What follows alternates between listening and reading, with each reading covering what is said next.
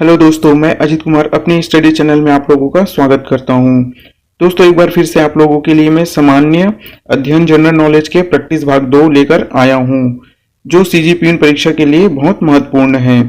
दोस्तों, यदि आप लोग सीजीपीएससी, सीजीव्यापम या अन्य किसी प्रतियोगिता परीक्षा की तैयारी कर रहे हैं तो हमारे चैनल को सब्सक्राइब जरूर करें और बेल आइकन को भी प्रेस कर दें ताकि नए वीडियो का अपडेट आपको मिलता रहे।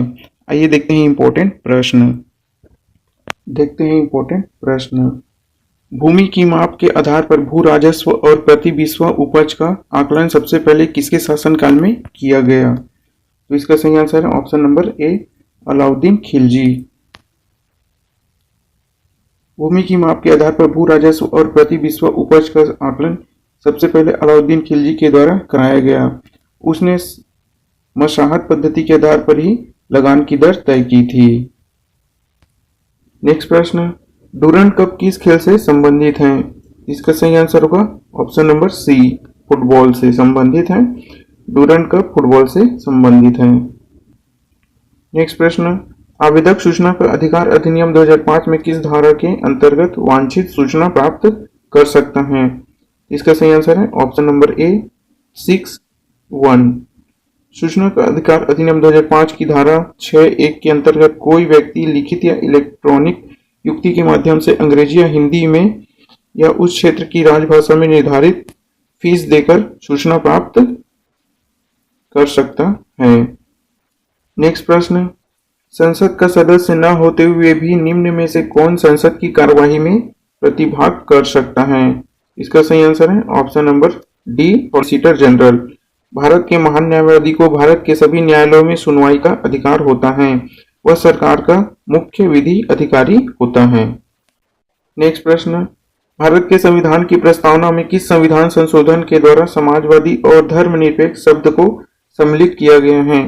इसका सही आंसर है ऑप्शन नंबर ए, 42वां संशोधन। भारत के संविधान की प्रस्तावना में 42वें संविधान संशोधन अधिनियम 1976 के द्वारा समाजवादी, धर्मनिरपेक्ष और अखंडता शब्द जोड़े गए हैं। इंपॉर्टेंट प्रश्न है दोस्तों, याद रखें। प्रश्न, सर्वोच्च न्यायालय ने किस केस वाद में निर्णय देते हुए स्पष्ट किया है कि संसद संविधान के मूल स्वरूप में परिवर्तन नहीं कर सकती? इसका सही आंसर है option number B, Keshavananda Bharati case में। सर्वोच्च न्यायालय ने केशवानंद भारती केस वाद में संविधान के मूल ढांचे की अवधारणा का प्रतिपादन किया है और वह निर्णय दिया कि संसद संविधान के मूल स्वरूप में परिवर्तन नहीं कर सकती। इंपॉर्टेंट प्रश्न, याद रखें। नेक्स्ट प्रश्न, संविधान के किस अनुच्छेद के अंतर्गत भारत के किसी भी राज्य में राष्ट्रपति शासन लागू किया जाता है? इसका सही आंसर है ऑप्शन नंबर सी, अनुच्छेद 356। भारत का राष्ट्रपति संविधान के अनुच्छेद 352, 356 और 360 के तहत आपातकाल की घोषणा कर सकता है। इसमें 352 राष्ट्रीय आपात, 356 राज्यों में संवैधानिक तंत्र की विफलता और राष्ट्रपति शासन का 360 वित्तीय आपात से संबंधित हैं। इंपॉर्टेंट प्रश्न, इसे भी याद रखें। नेक्स्ट प्रश्न, भारत में उपभोक्ता संरक्षण अधिनियम पारित हुआ? तो इसका सही आंसर है ऑप्शन नंबर सी, सन 1986 में। भारत में उपभोक्ता संरक्षण अधिनियम सन 1986 में पारित किया गया था। नेक्स्ट प्रश्न, भारत में जल संग्रहण से संबंधित नीरू मीरू कार्यक्रम किस प्रदेश में चलाया जाता है? इसका सही आंसर है ऑप्शन नंबर बी जो है करेक्ट होगा, आंध्र प्रदेश। भारत में जल संरक्षण से संबंधित नीरू मीरू कार्यक्रम वर्ष 2001 में आंध्र प्रदेश सरकार द्वारा चलाया गया। नेक्स्ट प्रश्न, वह देश जहां पर 100% जनसंख्या नगरों में वास करती है? इसका सही आंसर है ऑप्शन नंबर डी, सिंगापुर। विश्व में सिंगापुर तथा हांगकांग वह देश हैं जहां की 100% जनसंख्या नगरों में निवास करती है। नेक्स्ट प्रश्न, भारत में ग्रीष्मकालीन मानसूनी हवाएं किस दिशा की ओर चलती हैं? इसका सही आंसर है ऑप्शन नंबर ए, दक्षिण पश्चिम से उत्तर पूर्व की ओर। भारत में ग्रीष्मकालीन मानसूनी हवाएं दक्षिण पश्चिम से उत्तर पूर्व की ओर चलती हैं। इंपॉर्टेंट प्रश्न, इसे भी याद रखें। नेक्स्ट प्रश्न, जब दिन और रात की अवधि बराबर होती है तो सूर्य की किरणें सीधी पड़ती हैं। इसका सही आंसर है ऑप्शन नंबर बी। भूमध्य रेखा पर। 21 मार्च और 23 सितंबर को दिन और रात की अवधि बराबर होती हैं। इस समय सूर्य की किरणें भूमध्य रेखा विषुवत रेखा पर सीधी पड़ती हैं। इंपॉर्टेंट प्रश्न, इसे भी याद रखें। नेक्स्ट प्रश्न, तीन ओर से समुद्र से घिरा हुआ स्थलीय भाग कहलाता है। इसका सही आंसर है ऑप्शन नंबर सी, प्रायद्वीपी। तीन ओर से समुद्र से घिरा स्थलीय भाग प्रायद्वीपी कहलाता है। नेक्स्ट प्रश्न, अदृश्यता का अंत भारतीय संविधान के किस अनुच्छेद में वर्णित है? इसका आंसर है ऑप्शन नंबर बी, अनुच्छेद 17। याद रखें, इंपॉर्टेंट प्रश्न है। नेक्स्ट प्रश्न, संसद में प्रश्नकाल के समय किस प्रकार के प्रश्न पूछे जाते हैं? इसका सही आंसर है ऑप्शन नंबर सी, संसदीय कार्यवाही की बैठक के पहले घंटे के समय को प्रश्नकाल कहा जाता है। इस समय मंत्रियों से अतारांकिक तथा तारांकिक दोनों प्रकार के प्रश्न किए जाते हैं। तारांकिक प्रश्न मौखिक तथा अतारांकिक प्रश्न लिखित प्रकृति के होते हैं। इंपॉर्टेंट प्रश्न याद रखें। नेक्स्ट प्रश्न, लॉर्ड कॉर्नवालिस ने राजस्व बंदोबस्त की निम्न में से किस व्यवस्था को लागू कराया? इसका आंसर है ऑप्शन नंबर डी, इस्तमरारी। लॉर्ड कॉर्नवालिस ने राजस्व बंदोबस्त की स्थायी व्यवस्था को लागू किया था, जिसे जमींदारी व्यवस्था या इस्तमरारी व्यवस्था की भी कहा जाता है। इंपॉर्टेंट प्रश्न याद रखें। नेक्स्ट प्रश्न है, जब भारत में शाम के 8:30 बज रहे हों तो इंग्लैंड में मानक समय होगा। इसका आंसर है ऑप्शन नंबर ए, शाम के 3 बज रहे होंगे। भारत का मानक समय 82.5 डिग्री पूर्वी देशांतर रेखा है। भारत का time John Greenwich mean time 0 degree देशांतर लंदन से 5 घंटे 30 मिनट आगे हैं। एक देशांतर से दूसरे देशांतर के बीच 4 मिनट का अंतर होता है। कितने मिनट दोस्तों? 4 मिनट का अंतर होता है। इसलिए भारत में शाम के 8:30 बज रहे होंगे और इंग्लैंड के शाम के 3 बज रहे होंगे। इस प्रकार से इसे भी याद रखें। नेक्स्ट प्रश्न, नैनीताल झील को स्कंद पुराण में निम्न में किस नाम से जाना गया है? इसका सही आंसर है ऑप्शन नंबर सी, त्रिऋषि सरोवर। नैनीताल झील को स्कंद पुराण में त्रिऋषि सरोवर के रूप में वर्णन किया गया है। इसे अत्रि, पुलस्त्य एवं पुलाहा ऋषियों की झील भी कहा जाता है। बहुत इंपॉर्टेंट प्रश्न दोस्तों, याद रखेंगे। प्रश्न, उत्तराखंड का वह लोकगीत जो विरह वियोग व्याकुलता में गाया जाता है वह है? इसका सही आंसर है ऑप्शन नंबर सी, झुमेलो। गढ़वाल में प्रचलित झुमेलो गीत विरह वियोग या व्याकुलता के प्रतीक हैं। इन गीतों में नारी हृदय की वेदना के साथ ही उसके रूप सौंदर्य का वर्णन भी मिलता है। याद रखेंगे। नेक्स्ट प्रश्न, निम्न देशों में कौन आसियान का सदस्य नहीं है? इसका सही आंसर है ऑप्शन नंबर सी, दक्षिण कोरिया। वर्तमान में आसियान के सदस्यों की संख्या 10 है। इनमें Indonesia, Thailand, Malaysia, Philippines, Singapore, Brunei, Laos, Vietnam, Myanmar, Cambodia हैं। इंपॉर्टेंट है दोस्तों, इसे भी याद रखें। तो अर्थव्यवस्था में उभरता हुआ उद्योग कौन सा है? इसका सही आंसर है ऑप्शन नंबर सी, सूचना प्रौद्योगिकी उद्योग। वर्तमान विश्व अर्थव्यवस्था में उभरता हुआ उद्योग सूचना प्रौद्योगिकी उद्योग है। वर्तमान सदी की सूचना संचार की सदी कहा जा रहा है, इसलिए इससे संबंधित उद्योगों का तीव्र गति से विकास हो रहा है। इंपॉर्टेंट, इसे भी याद रखें। स्वर्णिम चतुर्भुज परियोजना है, इसका सही आंसर है ऑप्शन नंबर बी, राष्ट्रीय राजमार्ग परियोजना को ही हम स्वर्णिम चतुर्भुज परियोजना के नाम से जानते हैं। स्वर्णिम चतुर्भुज परियोजना राष्ट्रीय राजमार्गों के विकास को संबंधित परियोजना है। यह देश के 4 महानगरों दिल्ली, कोलकाता, चेन्नई तथा मुंबई को आपस में जोड़ती हैं। इस परियोजना के तहत 6 लेन की सड़कों का विकास हो रहा है। 6 लाइन जो सड़क है उसका निर्माण किया जा रहा है। इंपॉर्टेंट है, इसे भी याद रखें। गंधार कला पर किस विदेशी कला का प्रभाव है?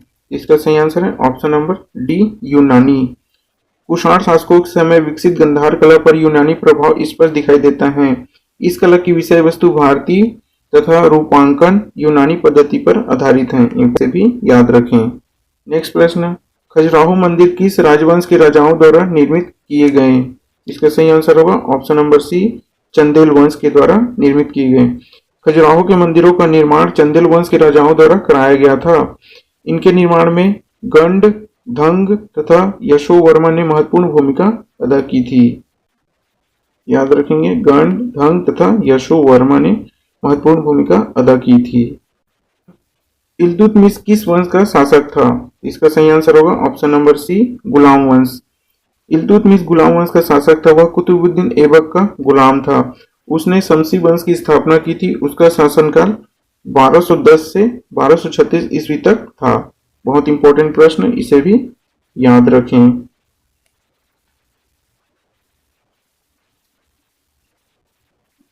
नेक्स्ट प्रश्न, सत्यमेव जयते लिया गए हैं। इसका सही आंसर है ऑप्शन नंबर सी, मुंडकोपनिषद से लिया गया है। सत्यमेव जयते मुंडक उपनिषद से लिया गया है। यह हमारा राष्ट्रीय वाक्य है। मोस्ट इंपोर्टेंट, इसे भी जरूर याद रखें। नेक्स्ट प्रश्न, सत्यशोधक समाज के संस्थापक थे। इसका सही आंसर है ऑप्शन नंबर सी, ज्योतिबा फुले। सत्यशोधक समाज की स्थापना ज्योतिबा फुले ने 1873 ईस्वी में की थी। उन्होंने गुलामगिरी नामक पुस्तक की रचना भी की थी। इंपॉर्टेंट है, याद रखें, गुलामगिरी, और ये सन 1873 में की थी। इंपॉर्टेंट। नेक्स्ट प्रश्न, निम्न में से कौन सी भारतीय कंपनी बहुराष्ट्रीय कंपनी नहीं है? इसका सही आंसर है ऑप्शन नंबर डी, इनमें से कोई नहीं। बहुराष्ट्रीय कंपनी वह होती है जो अपनी उत्पत्ति स्थान के साथ साथ अन्य देशों में भी कार्य करती हैं। टाटा मोटर्स, रेनवेक्सी तथा एशियन पेंट्स सभी बहुराष्ट्रीय कंपनियां हैं। नेक्स्ट प्रश्न, ISI चिन्ह संबंधित हैं। इसका सही आंसर होगा ऑप्शन नंबर ए, वस्तुओं की गुणवत्ता से। ISI का चिन्ह वस्तुओं की गुणवत्ता से संबंधित होता है। इसका चिन्ह लगने से वस्तु की उच्च गुणवत्ता का प्रमाण मिलता है। इंपॉर्टेंट प्रश्न, याद रखेंगे। नेक्स्ट प्रश्न, विश्व में गन्ने का उत्पादन सर्वाधिक किस देश में होता है? इसका सही आंसर है ऑप्शन नंबर ए, ब्राजील में। विश्व में गन्ने का सर्वाधिक उत्पादन ब्राजील द्वारा किया जाता है। इसके उत्पादन में भारत का दूसरा स्थान है, जबकि चीनी का सबसे बड़ा उपभोक्ता भारत है। इंपॉर्टेंट प्रश्न, याद रखेंगे। वर्ष 1893 में अमेरिका के किस शहर में स्वामी विवेकानंद ने भारत के प्रतिनिधि के रूप में विश्व धर्म संसद में प्रेरणादायक भाषण दिया? इसका सही आंसर होगा ऑप्शन नंबर बी, शिकागो। वर्ष 1893 में अमेरिका के शिकागो नामक शहर में स्वामी विवेकानंद ने भारत के प्रतिनिधि के रूप में विश्व धर्म संसद में प्रेरणादायक भाषण दिया था। इंपॉर्टेंट प्रश्न, इसे भी याद रखेंगे। प्रश्न, समताप मंडल में ओजोन परत का कार्य है। इसका सही आंसर होगा ऑप्शन नंबर डी, भूतल पर आने वाली पराबैंगनी विकिरण को थामना। इंपॉर्टेंट प्रश्न, इसे भी याद रखेंगे। लोथल खालिस्तान था। इसका आंसर ऑप्शन नंबर ए, हड़प्पा सभ्यता का बंदरगाह व्यापारिक केंद्र है। गुजरात के भोगवा नदी तट पर स्थित लोथल हड़प्पा सभ्यता का एक बंदरगाह नगर एवं व्यापारिक केंद्र था। यहाँ स्थित गोदीबाड़ा में देश विदेश से जहाज आकर रुकते थे। इंपॉर्टेंट प्रश्न, याद रखेंगे। नेक्स्ट प्रश्न, पंच सिद्धांतिका के रचयिता कौन थे? इसका सही आंसर है ऑप्शन नंबर डी, वराहमिहिर। पंच सिद्धांतिका के रचयिता वराहमिहिर थे। यह गणित एवं ज्योतिष से संबंधित एक ग्रंथ था। इसकी रचना गुप्त काल में की गई थी। इंपॉर्टेंट है, याद रखेंगे। नेक्स्ट प्रश्न, निम्न में से वह कौन सा शहर है जो एशिया और यूरोप दोनों महाद्वीपों में है? इसका सही आंसर है ऑप्शन नंबर सी, इस्तांबुल। तुर्की की राजधानी इस्तांबुल एशिया एवं यूरोप दोनों महाद्वीपों में स्थित है। बर्लिन, रोम तथा प्राग यूरोप में स्थित राजधानी नगर हैं। नेक्स्ट प्रश्न, वह कौन सी एकमात्र भाषा है जो चीनी तिब्बती लिपि में भारतीय नोटों पर छपी है? तो इसका आंसर ऑप्शन नंबर ए, असमी है। असमी एकमात्र भाषा है जो चीनी तिब्बती लिपि में भारतीय नोटों पर छपी है। क्या है? इसका आंसर है ऑप्शन नंबर सी, 1,11,06,752। वर्ष 2011 की जनगणना के अनुसार उत्तराखंड की कुल जनसंख्या 1,11,06,752 है। यहाँ की 10 की वृद्धि दर 19.15% जनसंख्या घनत्व 189 तथा स्त्री पुरुष अनुपात 863 है। याद रखेंगे, इंपॉर्टेंट प्रश्न है। नेक्स्ट प्रश्न, निम्न में से कोंकणी किस प्रदेश की मुख्य भाषा है? इसका answer option number C Goa है। गोवा की मुख्य प्रादेशिक भाषा कोंकणी तथा मराठी है। नेक्स्ट प्रश्न, विश्व व्यापार संगठन का मुख्यालय कहाँ स्थित है? तो इसका answer option number C Geneva में है। विश्व व्यापार संगठन WTO की स्थापना 1995 में हुई थी। इसका मुख्यालय जेनेवा में स्थित है। वर्तमान में इसमें 157 सदस्य देश शामिल हैं। इंपॉर्टेंट प्रश्न है, याद रखें। नेक्स्ट प्रश्न, प्रथम वित्त आयोग ने आयकर के शुद्ध आगम का कितने प्रतिशत संघ द्वारा राज्यों को दिए जाने की प्रस्तुति की? इसका आंसर ऑप्शन नंबर बी है 55%। इंपॉर्टेंट है, याद रखेंगे। नेक्स्ट प्रश्न, उत्तराखंड का प्रसिद्ध सूर्य मंदिर स्थित है? इसका answer option number B Dwarahat Almora में है। उत्तराखंड का प्रसिद्ध सूर्य मंदिर द्वाराहाट अल्मोड़ा में स्थित है। इस मंदिर में स्थित सूर्य की मूर्ति संभंग मुद्रा में खड़ी है। इंपॉर्टेंट प्रश्न है, याद रखेंगे। नेक्स्ट प्रश्न, भारत की मानक समय याम्योत्तर रेखा है? तो इसका आंसर ऑप्शन नंबर ए 82 डिग्री 30 मिनट पूर्वी देशांतर है। भारत का मानक समय याम्योत्तर रेखा 82 डिग्री 30 मिनट पूर्वी देशांतर रेखा है। यह इलाहाबाद के नैनीताल से होकर गुजरती है। इंपॉर्टेंट प्रश्न है, याद रखेंगे। नेक्स्ट प्रश्न, भारत में ब्रह्मपुत्र नाम से पुकारी जाने वाली नदी चीन में किस नाम से जानी जाती है? इसका सही आंसर होगा option number C Tsangpo. Bharat में ब्रह्मपुत्र के नाम से पुकारी जाने वाली नदी को चीन में सांगपो के नाम से जाना जाता है। इंपॉर्टेंट है, याद रखेंगे। नेक्स्ट प्रश्न, सरदार सरोवर बांध बना है? तो इसका answer option number D Narmada नदी पर है। सरदार सरोवर बांध नर्मदा नदी पर स्थित है। सरदार सरोवर बांध परियोजना मध्य प्रदेश, महाराष्ट्र, राजस्थान तथा गुजरात की संयुक्त परियोजना है। इंपॉर्टेंट प्रश्न है, याद रखेंगे। नेक्स्ट प्रश्न, वेदों की ओर लौटो किसके द्वारा कहा गया है? तो इसका आंसर है option number C Dayanand Saraswati.